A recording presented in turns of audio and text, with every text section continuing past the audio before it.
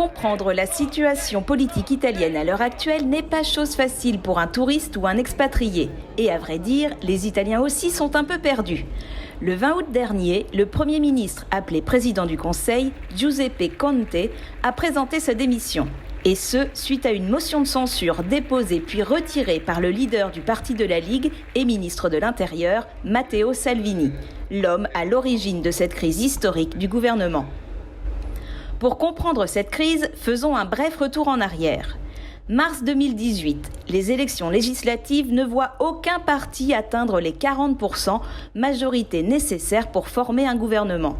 Le mouvement 5 étoiles de Luigi Di Maio, mouvement ni droite ni gauche, anti-élite et anti-corruption, arrive en tête avec 32,7% des voix, mais doit faire alliance avec une autre formation politique pour gouverner. Après 3 mois d'intenses négociations, ce sera la Ligue, parti d'extrême droite dirigé par Matteo Salvini. Les deux leaders, Di Maio et Salvini, s'entendent sur un programme commun et choisissent un troisième homme pour occuper la fonction de président du Conseil. Il s'agit de Giuseppe Conte, juriste de profession, sans couleur politique. Luigi Di Maio et Matteo Salvini deviennent quant à eux vice-présidents du Conseil et occupent chacun un poste de ministre, ministre du Travail pour Di Maio et ministre de l'Intérieur pour Salvini.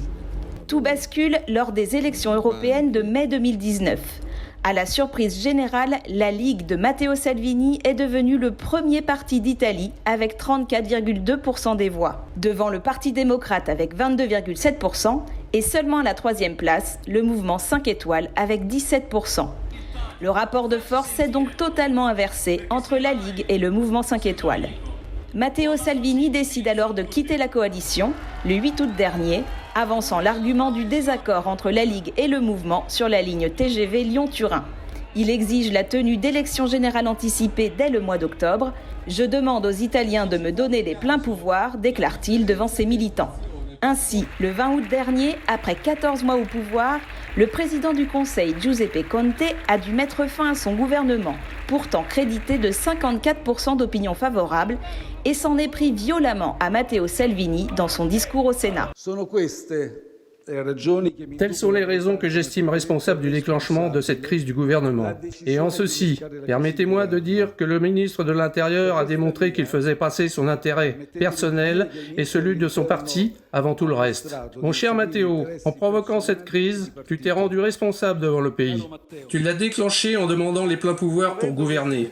Et encore récemment, je t'ai entendu demander le soutien du peuple en place publique. Cette conception de la politique, permets-moi de te le dire, me préoccupe beaucoup.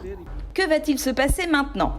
Premier scénario, le président italien Sergio Mattarella peut refuser la démission de Giuseppe Conte et lui demander de rester dans un gouvernement de transition Conte bis afin d'affronter les dossiers brûlants en cours, la loi de finances 2020 et le prochain sommet du G7. Deuxième scénario, un nouveau président du Conseil peut être proposé suite à une nouvelle alliance du mouvement 5 étoiles avec un autre parti que celui de la Ligue.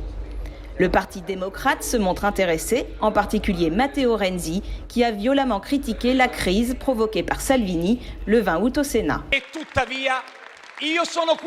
Je veux rappeler ici, devant vous, qu'avant les ambitions légitimes, avant les ressentiments légitimes, avant les rancunes, se trouve l'intérêt du pays. D'abord les institutions et ensuite l'intérêt personnel. C'est dans cet esprit que nous, Monsieur le Président du Conseil, nous félicitons aujourd'hui que cette expérience populiste se termine. Mais nous prendrons nous aussi notre rôle afin que les victimes de votre misérable crise ne soient ni les familles ni les consommateurs.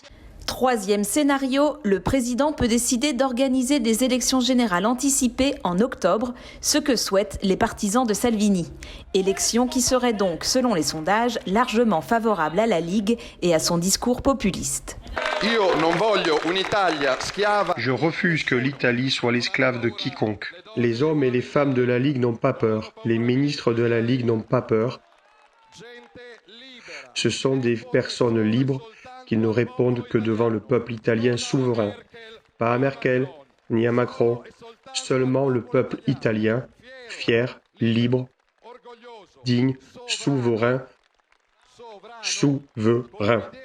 avec une vision de l'avenir, des enfants, de la famille, des enfants qui ont une maman et un papa, ajouterai-je, puisqu'il faut dire les choses comme elles sont.